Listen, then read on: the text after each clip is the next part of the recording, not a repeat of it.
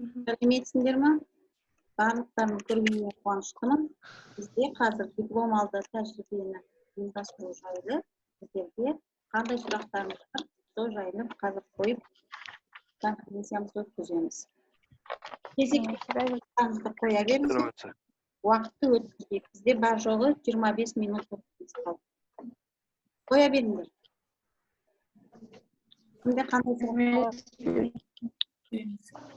Менде ең бірінші сұрақ, бізде педагогикалық іс-тәжірибе күнделігінің титулының листі бар ғой, ең бетіндегі, соған топтың атын толығымен жазғанымыз дұрыс болатын шығар, иә? Кәсіптік оқыту тобының 4-ші курс студенті Мұхамед Назеркенің. Сендерге қашықтан оқыту модуліне барлық құжаттар салынған. Қалай салынып тұр, солай жасайсыз. Кәсіптік білім беру, кәсіптік оқыту деген жазулар өзі жазылған. Енді сен ана төменгі жағындағы қай топ екенін жазылатыны ол жерде көбір деп жазыла береді. Дайын титульный листті шығарып аласың ба? Сол дайын титульный листті шығарып, фамилияңды ғана жаза саласың. Болды. Өйткені оның бәрін сендер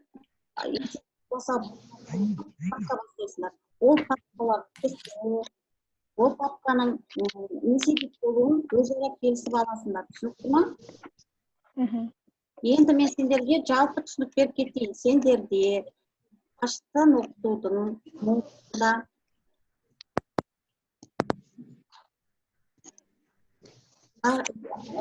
жалпы дипломаты педагогикалық тәжірибені ұйымдастыру жайлы барлық құжаттар жоғары жағында салынып тұр. Көрдіңдер ме? Бәрін ашып көрдіңдер ме сол жерді?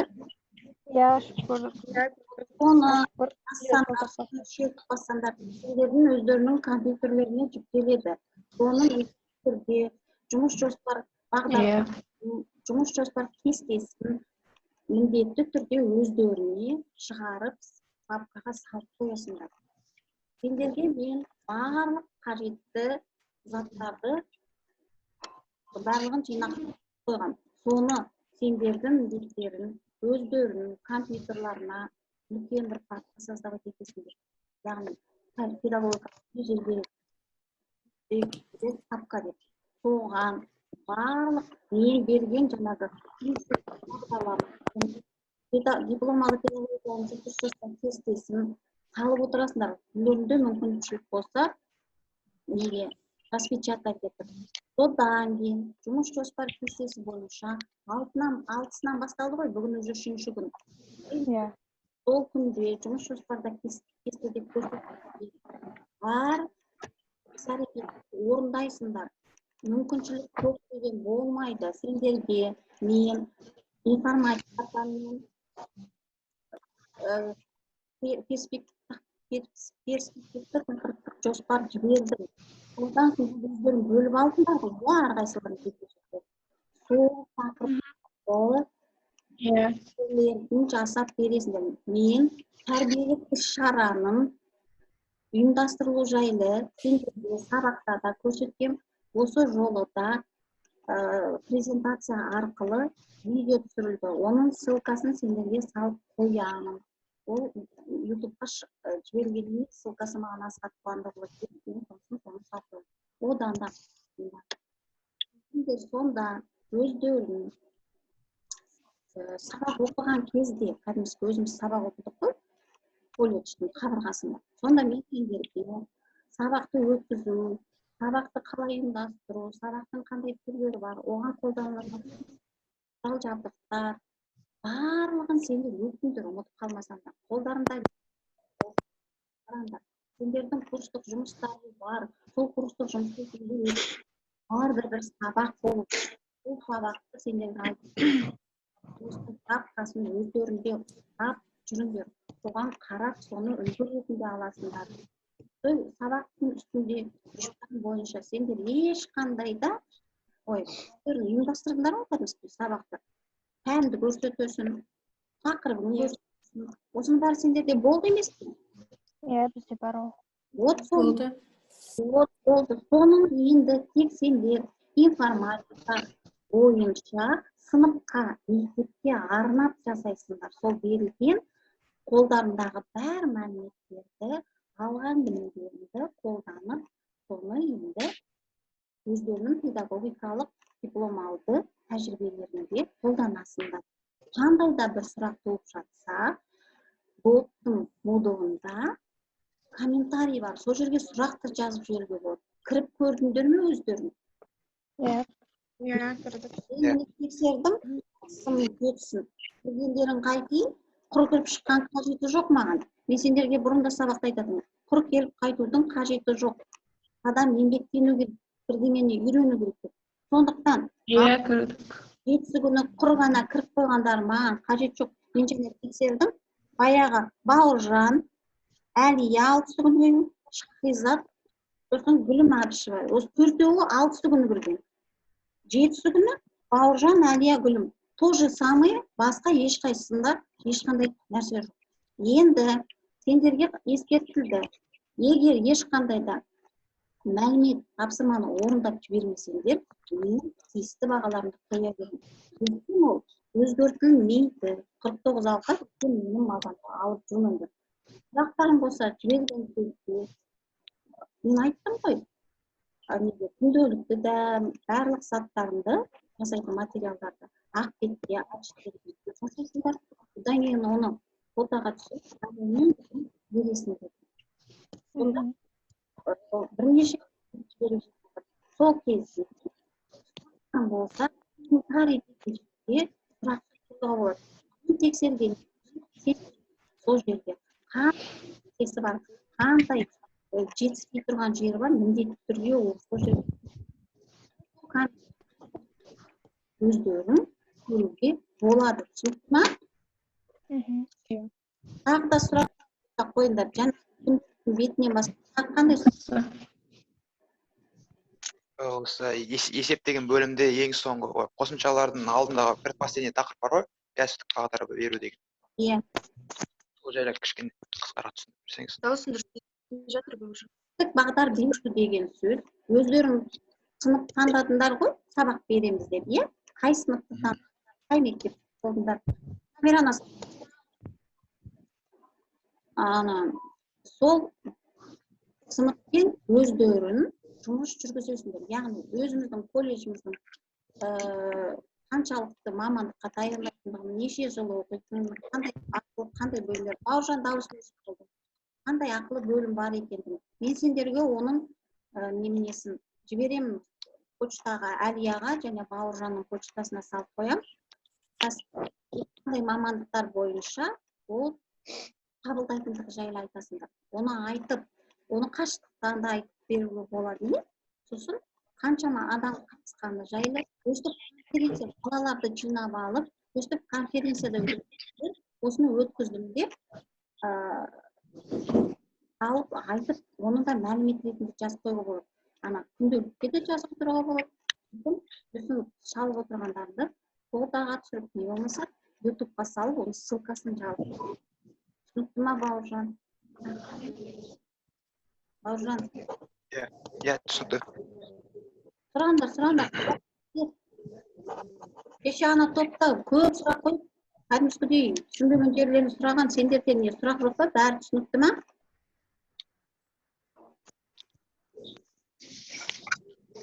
Сұраңдар. Өлім сұрақ қойшырайға. Отчет туралы. Естіп отырсың ба? Неме отчет жасаған кезде өзіңіз. Отчет туралы түсіндіріңіз. Отчет мен сіздерге ескертіп айттым. Сыртқы бетінен басталады. Ол сендердің жаңағы жіберілген 6 күнгі тапсырмада рет-ретімен тұр. Тұрма? Аштым ба? Кіріп көрдім бе? Мен оны алып ашықта көргенде тоқтым қарағым. Ана ашықтан оқытудың модулына кіресің. Сонда кіргенде саған жаңағы диплом алды, педагогикалық тәжірибені ұйымдастыру жайлы барлық салынған құжаттар, онда жоспар кестесі, бағдарламасы салып тұр. Соны алдым ба өзіне көшіріп? Бүгін 3-ші күн уже. Соны сен ана үйдегі принтерінен распечатать етесің ба? Сосын сендерге 6 күні есеп толық қалай салыну керек екенін мен 6 күнгі тапсырмада жібергенмін. Көрініп тұр ма? Кім қарады? Иә, Иә, көрініп иә. Вот, Екі бөлім соны- жазып қойдық. вот, соны бастайсың. Сонда сен міндетті түрде сыртқы бетін, титульный лист тұр, соны алып шығарасың да уже папканы саласың. Папканы әлі алынбаса, алып жинақтай бер. Ертең оның қайсын шығарып, қайсын жерге салып, бетіне қойып отырсам болды. Оқу. Не болып жатыр? Артық ауыс нәрселер не болып жатыр?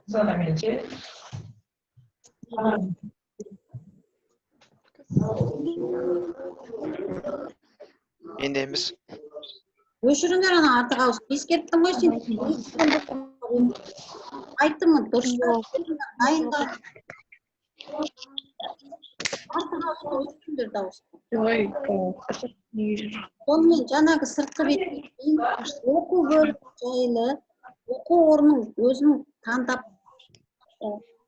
қазіргі өтіп оқу орны жайлы мәлімет саласың. Ол мәлімет жайлы салғанда мектеп немесе қандай бір колледж, қандай бір оқу орны болса, оның қай жылы, қашаннан бастап қандай маман қаншалықты бітіріп қандай жерде жақсы қызмет деген сияқты барлық жұмыспен қамтылған ба деген сияқты колледж бар болса ұбт нәтижесі бойынша қаншалықты бала одан мектептің жұмыс істеу процесі сол жерде айқын көрінеді.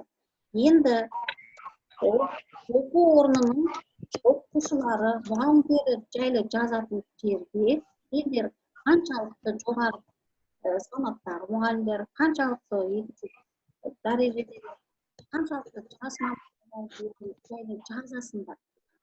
Соны жазғаннан кейін міндетті түрде жаңағы мұғалімдердің мәліметтерін нақты санмен көрсетуге болады. Сондай-ақ біздегі колледжіміздағы мықты өздерінің аттарын алтын жазып кеткен адамдар болатын болса, оны нақты көрсетуге болады. Осы жер түсінікті ме?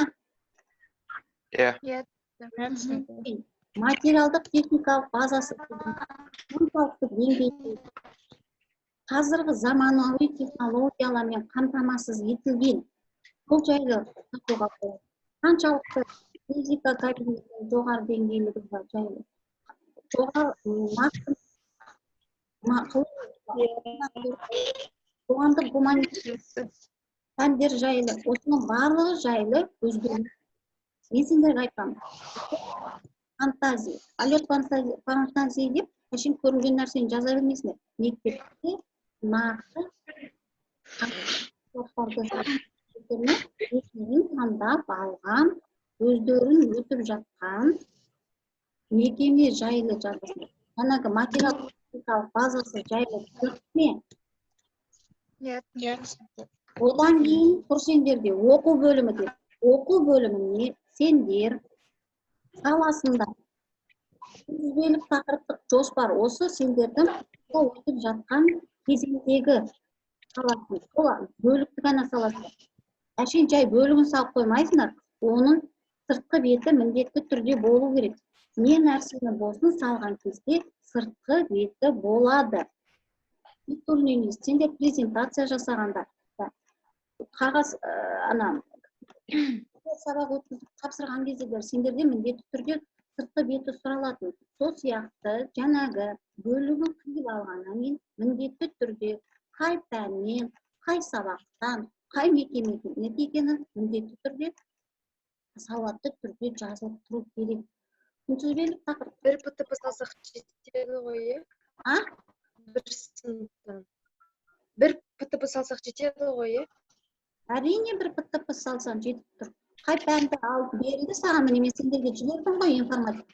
Соны саласыңдар, соны екен. Барлығы дайын берілді сендерге. Соны ғана саласыңдар. Бөлігін көріп салып бердім. Алдыңдар емес пе? Иә, жіберді. Соны салып қойасың. Дұрыстап. келген болсын. Одан кейін ол күнтізбелік тақырыптық жоспарды салғаннан кейін оқу әдістемелік әзірлеу сабақ өткізесіңдер. Содан кейін өздерің қашықтан бір мұғалімдердің жаңағы бердім ғой мен, пән мұғалімі. Жат Қайырбеков Әбікен Диананты. Сол кісілермен байланыс жасап, бір сабақтарының материалдарын алуға болады. Қаншалықты сендерге байланысқа шығасыңдар. Не болмаса, егер ол кісілердің шығуға келмейтін болса, мен айттым ғой сендерге, маған жіберіп отырасыңдар, мен сендерге байланысты араларында көпір болып отырамын. Содан кейін жаңағы барлық оқуға қатысты материалдарды жаңағы оқу бөліміне саласыңдар, сабаққа қатысты нәрселерді. Қандай да бір фото, қандай да бір ерекше мәліметтер болатын болса, оны қосымшаға саласыңдар. Жаңағы жатқан іс-әрекеттерінің барлығын күнді көрсетіп, күнделікте жазып отырасыңдар. Ол жерде жазып келе жатқан кезде сөйлемнің соңына қарай сурет бар, бейне фотосурет бар, немесе сызба бар, не болмаса қандай да бір біреуі солай өткіздім, сол осы жерде тұр деп, күнделікке оны салмайсыңдар.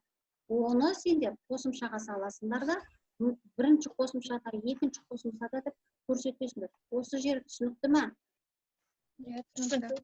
Енді тәрбие жұмысына келесіңдер.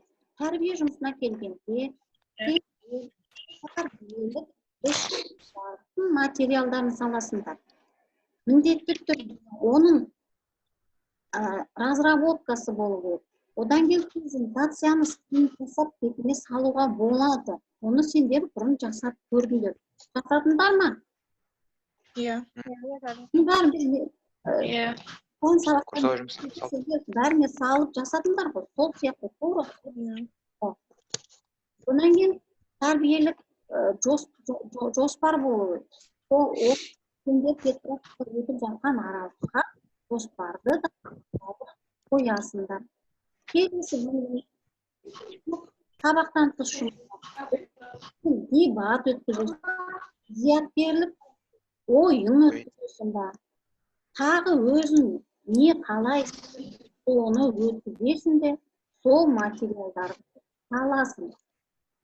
Оның да салыну реті басталу керек. Реті, тақырыбы, мақсаты. Мақсат неше бөлімнен тұрады? 3 бөлімнен тұрады: білімділік, тәрбиелік, дамытушылық. Молодец. Осыны міндетті түрде сабақта да, тәрбиелік іс-шараларда да, жұмыста да көрсетесіңдер, сабақтан тыс жұмыста да. Яғни сендер балаларға білім бересіңдер, тәрбиелейсіңдер, және оларды дамытасыңдар. Сонымен келесі бөлім кәсіптік бағдар беру керек қой, жұмыс жүргізген жұмыстардың нәтижесін салып қоясыңдар. Күнделікте міндетті түрде осынша баламен мен байланысқа шықтым, осы балаға міндетті түрде фамилияларын көрсетесіңдер. Осы балада қызығушылығы оянды, ол мүмкін келуі мүмкін, ол мүмкін сенен жай ғана сұрақ қойды, ол мүмкін келемде біраз қызығып тұрады. Осыны да жазып қоюларына керек. Сосын жаңағы өзіңдер ме байланыс қосымша деп, осындай қосымшаға деп көрсетіп қоясың. Сонында жаңағы қосымшалар әрқайсысы оны салған кезде, мекемеге байланысты салған кезде, өзі рет-ретіне салсаңдар, оның қосымшаға мына бөлімді деп бөлудің қажеті жоқ. Түсінікті ме? Иә. Рет-ретіне салсаңдар, өзі көрініп тұрады. Қандай сұрақтар? Күнделік жазып отырғанда қосымша 1, 2, 3 деп күнделікке де жазбаша келтіріп кетеміз ғой. Міндетті түрде күнделікке жазасың. Есепте сен саласың материал. Есеп деген сөз сенің жинақтаған материалдарыңды папкаға сал. 6 күні қандай тапсырысқа орындадың? 7 күні қандай тапсырыс? 8 күні жазып қоясың. жетекшіміз қайда шықтың? Байланысқа ақыл сұрақтарымызды қойдық деп жазып қоюына болады. Сонан кейін оның ссылкасын мен сендерге жіберемін ғой ертең. Мында бір қуанып маған жіберді. Оны жазып қоюға болады. Міндетті түрде күнделікті қосымшаларды жақшаға жазып отырасыңдар. Бұл жайлы мәлімет қосымша 2-де, қосымша 4-те, қосымша 7-де, қосымша 30-да болып саласың ба, оны өз еркіңде. 6 минутымыз қалды. Тағы сұрақтарың бар ма? Қоямыз. Қоямыз. Ертең түсінбеген сұрақтарың болып жүрмесін. Қосымшаның саны маңызды ма? Неше қосымша болу керек? Ол сенің жасаған жұмысына байланысты. Әркімде әртүрлі. Ол міндетті түрде шектеу қойылмайды. Және де электронды кітаптарды жасауға болады, иә? Міндетті түрде ол өте жақсы приветствуется, ол өте жақсы нәрсе. Мен өзі негізі сендерге бағанан бері айтайын деп отырғаным, мына педагогикалық практиканы өткенде міндетті түрде болашақта сол мамандық бойынша істей қалатын болсаңдар, бірдемені үйреніп кетуге арналады. Ертең барып түк білмей отырғанын өзіне ұят болады. Сондықтан неғұрлым істеуге тырысып, неғұрлым сұрақ қойып, комментарийға жазып отырыңдар. Бұдан кейінгі тағы бір рет, енді қаншалық енді тағы бір рет шығуға міндетті түрде уәде беремін. Оның күнін мен Әлия мен Бауыржанға ескертіп айтамын. Оған да дайын болып, қажет қоятын түсінбейтін сұрақтардың бәрін өздеріне жазып, түртіп алуға болады да, маған көп өзге қойып жауабын беруге тырысамын. Мына беріп отырған конференцияның пайдасы тисе, жақсы болады деп ойлаймын. Біз сабақ барысында слайдты видеоға түсіріп, балаларға түсіндірген бойынша кеше солай дайындадық. Балаларға слайд арқылы тақырыпты сілтемелер деген тақырыпты алдық 6 сыныпқа. Сол тақырыпқа слайд жасадық та, соны балаларға ашып отырып, сабаққа түсіндірдік. Сол видеоны ссылкасымен жібереміз. Неге? ютубқа, бірақ ол талмаған әлі. Әрине, сол ютубқа жібересің ғой оны. Сен дұрыстап түсіріп бәрін жақсылап істедің ғой, иә? Одан кейін жібергенде маған ссылкасын жаңағы модульға жібересің өзінің. Жазылып тұр ғой? Иә. Сол жерге жібересің, мен оны басып, көріп, тексеріп, міндетті түрде бағалаймын. Оны жіберген кезде ашылатындай жақсылап бәріне болды. Ашылмай, не болмаса көрінбей жатпасын. Жаңағы күнделікті жазғанда да анық жазуға тырысып, оны фотоға түсіргенде де жақсы оқылатын түрінде. Мына бірінші, екінші курстар конспект жатыр ғой, кейбіреулері көрінбейді, кейбіреулері көрінеді. Сондықтан осы мәселелер көрінбейді деген ескерту жасап жүрмін. 3 минут уақытымыз қалды. Қандай сұрақтар? Назгүл қайда кетіп қалды? Гүлім қайда кетіп қалды? Мұғалім. Сұрағың бар ма? Мұғалім, бізде мектепте WhatsApp-пен оқып жатыр, оны не істейік? Қай мектепте? Сендерді осы жерде істемейді ме? Иә. Сондағы мәліметтерді бойынша аласың да, өзіне күнделікке жазасың. Ешқандай не жоқ, шектеу жоқ.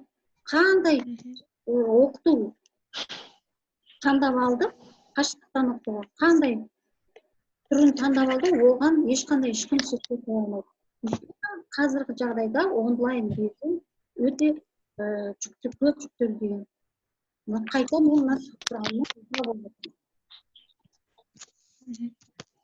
Бізде Нұрым орта мектебінде тоже WhatsApp-пен Google арқылы оқиды, бірақ та көбіне балалар WhatsApp-мен кіреді, өйткені бұл жақта сеть нашар болғандықтан. дұрыс тапсырма тексеріп бақ. Сабақ жоспарында бірақ көрсетілген. Иә, сонда сен бүйтіп жаңағы WhatsApp-пен келген нәрсені сақтап шығарып алуға болады ғой. Болады. болады. Оны сен Жасап тексересің, сосын бағалайсың. Күнделікке сен жазасың. Мен осы күні осынша баланы бағаладым деп. Содан кейін оны материалды жазып қоясың. Жақсы, балалар қатысқандарының барлықтарына рахмет айтамын. Енді жақсы тамақ жесек, осымен уақытымыз тамамдалды. Келесі жүздескенде сұрақтарының барлығын реттеп қойыңыздар. Сау болыңыздар. Сау болыңыз. Сау болыңыз. Сау болыңыз.